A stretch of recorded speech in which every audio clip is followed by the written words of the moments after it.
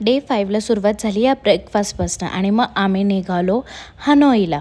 हनोईत आम्ही गेल्या पहिली ही मॉनेस्ट्री व्हिजिट केली आणि हे झाड डॉक्टर राजेंद्र प्रसादनी जेव्हा ते व्हिएतनामला गेले होते तेव्हा नेलं होतं आणि आज ते एवढं मोठं झालं आहे.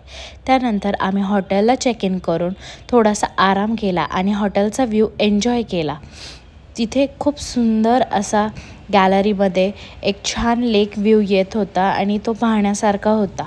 त्यानंतर आम्ही सिटी टूरला निघालो, जे की होतं होचिमिन सिटीचं सरांचं म्युझियम, ज्याच्यामुळे होचिमिन हे नाव पडलेलं आहे आणि ही जागा जी होती ती त्यांचं हेडक्वार्टर म्हणून मानली जात होती आणि तिथे सुंदर असं एक म्युझियम होतं.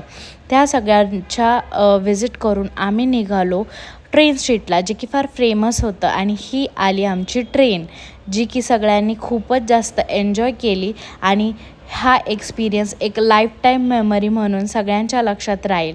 आणि हे तुम्ही आमच्या सगळ्यांच्या फेसेसवरनं बघू शकता की सगळे किती एन्जॉय करत आहे हा मोमेंट. आणि त्यानंतर तिथली फेमस एक कॉफी घेऊन आजचा दिवस आम्ही इथेच संपवला. थँक्यू.